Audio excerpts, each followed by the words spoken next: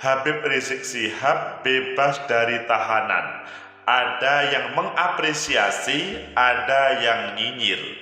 HRS bilang masih tahanan kota, Kemenkumham menepisnya, langsung menyerukan evolusi akhlak. Mengapa sih kebebasan HRS itu masih pro dan kontra, debatable? Menurut analisis saya,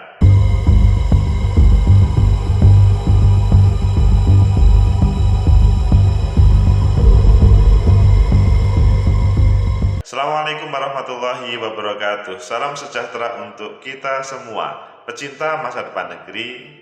Habib Rizik HRS bebas. Kemarin kalian bisa melihat di berbagai media kebebasannya. Ada yang memberikan apresiasi, ada yang wah ini bla bla bla bla bla bla. Ada perdebatan, sebetulnya itu kebebasan itu seperti apa? Apakah memang bebas sebagaimana orang yang merdeka itu, atau masih ada batasan-batasan? Dan sebetulnya siapa atau bagaimana kok beliau itu bisa bebas? Ayo kita baca di beberapa media. Selanjutnya nanti kita perdalam dan kita analisa. Pertama, di TV One, Habib Rizik Syihab bebas, takar ahlan wa sahlan IBHRS bergema di Twitter. Jadi langsung direspon positif oleh netizen. Responnya adalah terhadap imam besar Habib Rizik Syihab tersebut. Ya pasti ada yang pro dan kontra hal ini. Selanjutnya di TV One juga, Habib Rizik Syihab bebas, Denny Siregar nyinyir. Denny tiba-tiba singgung soal pentingnya banyak istri. Apa maksudnya ya? Nah ini, karena kan salah satunya persyaratannya adalah dijaminkan oleh sang istri. Apakah hal ini? Ayo kita lihat nanti lainnya. Di Detik, 5 pernyataan Habib Rizik usai bebas bersyarat dari rutan. Kalau ini panjang penjelasannya, 5 hal, masih ada yang lain. Selain itu, di Detik juga, Habib Rizik bebas bersyarat, Yasona ingatkan taat persyaratan. Wah, ini baru ada penjelasan. Wajib taat persyaratan. Dan yang terakhir, Kemenkumham tepis klaim Habib Rizik jadi tahanan kota. Lah, ayo kita pilih yang mana? Oke, kita padukan antar berita tersebut dan nanti kita analisa. Pertama di Detik, 5 pernyataan Habib Rizik usai bebas bersyarat dari rutan. HRS bebas bersyarat dari rumah tahanan sejak kemarin. HRS pun langsung menyampaikan sejumlah pernyataan. Beliau itu kan sebagai terpidana yang menjalani pidana penjara di rutan Bareskrim Polri.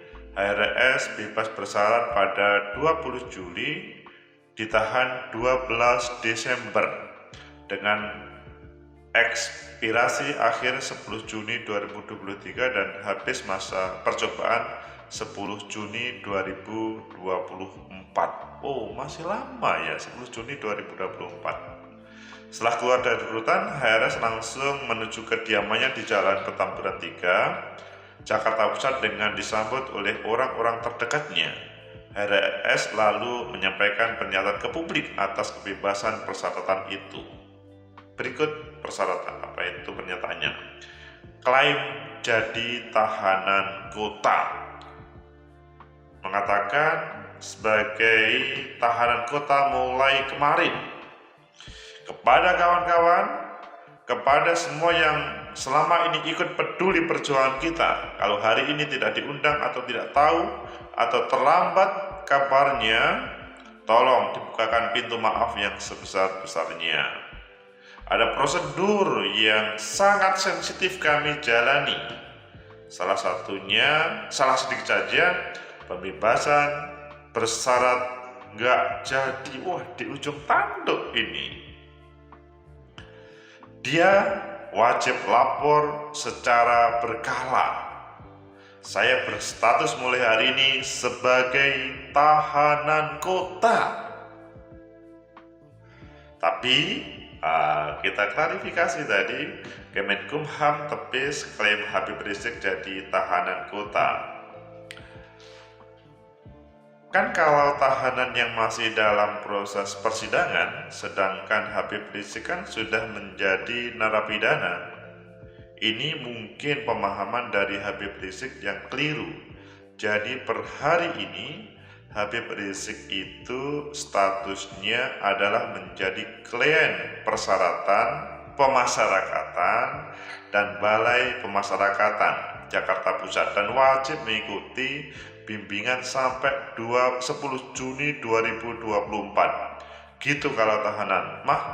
Belum bisa keluar, kata Kabag Humas dan Protokol Ditjen Pemasyarakatan Kemenkumham Rika Aprianti saat dihubungi pecinta masa depan negeri.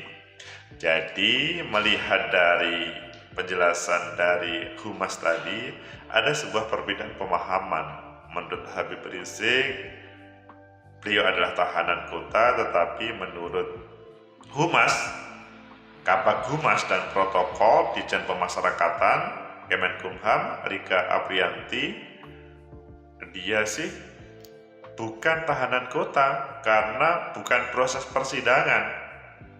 Jadi beliau itu statusnya adalah menjadi klien pemasyarakatan dan Balai Pemasyarakatan. Jadi wajib mengikuti bimbingan selama sampai 10 Juni 2024. Pecinta masa depan negeri, ini kan agak berat ya, 10 Juni 2024. Habib Rizik harus mentaati bla bla bla bla. Kalau tidak, diancam betul oleh Pak Menteri. Habib Rizik bebas bersyarat. Yasona ingatkan taat persyaratan. Jadi meskipun bebas, ada sebuah ancaman. Itu hak dia. Kita memperlakukan orang sama.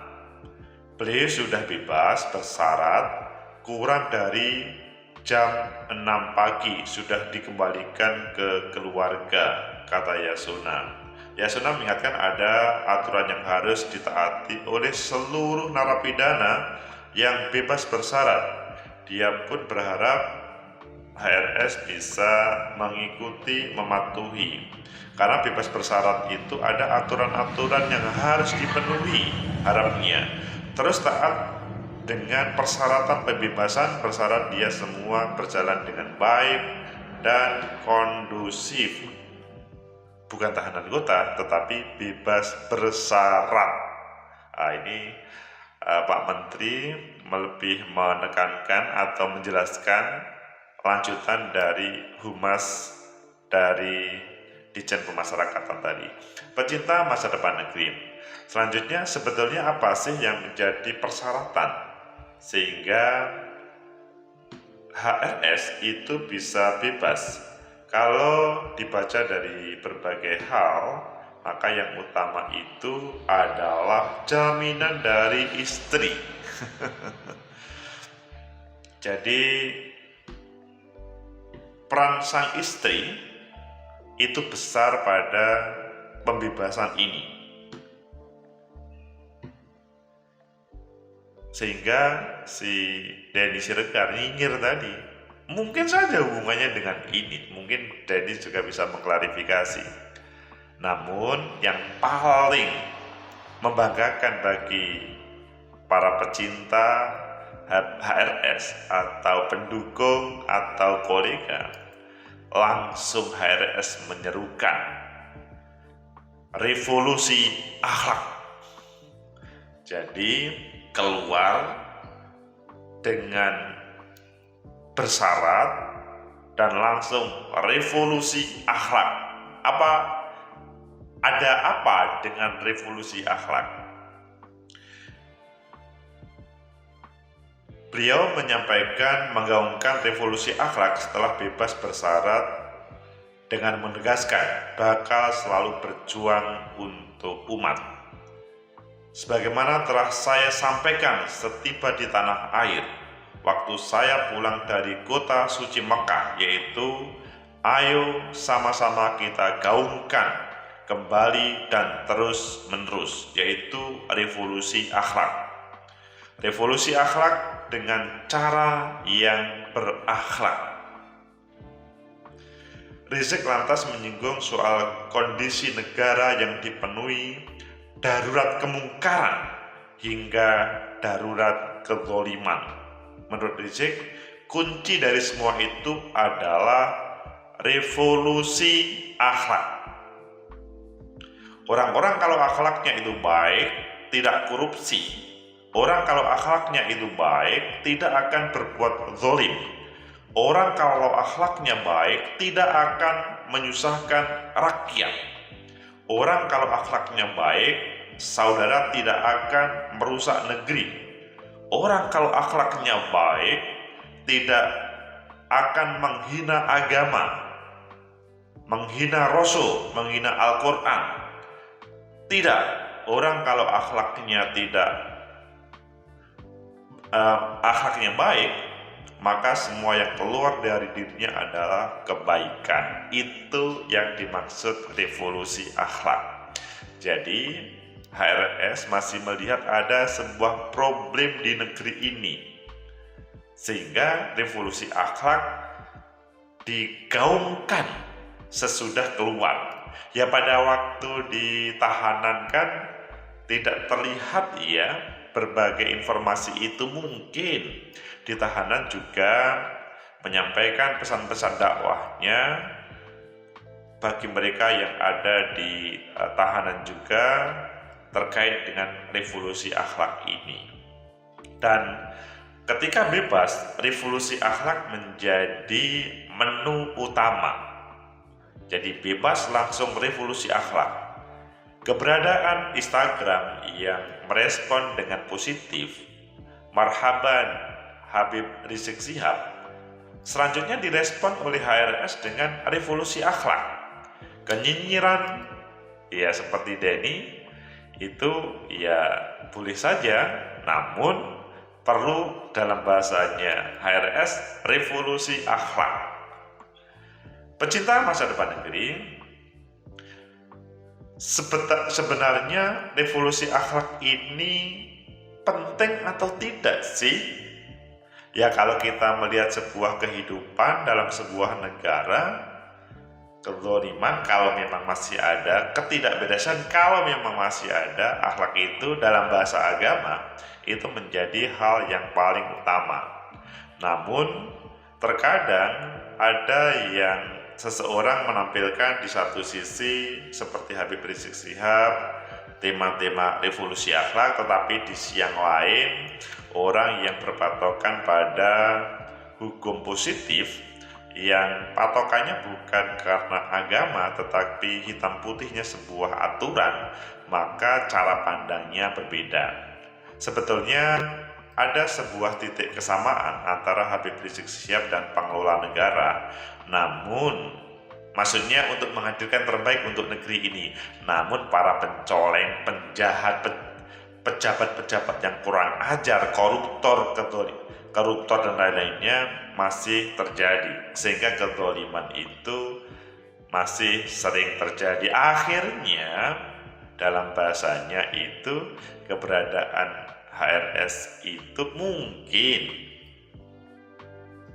terjadi karena akhlaknya kurang bagus. Kalau dalam bahasa hukum positifnya adalah ada sebuah pelanggaran. Bagaimana menurut kalian? Semoga dengungan revolusi akhlak ini adalah menjadi tambahan positif, namun hukum positif juga berjalan dengan baik sehingga Pak Menteri, Menkumham ataupun para pejabat lainnya melihat, oh ada sebuah kebaikan.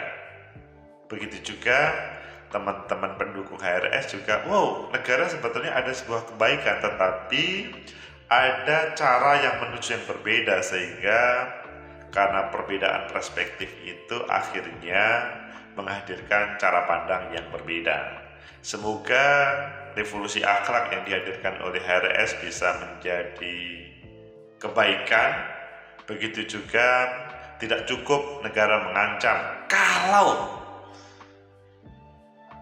bebas bersyarat ini tidak dilaksanakan dengan baik, maka akan ada jemput paksa misalkan. Semoga bermanfaat. Like, subscribe, comment, and share. Sampai jumpa.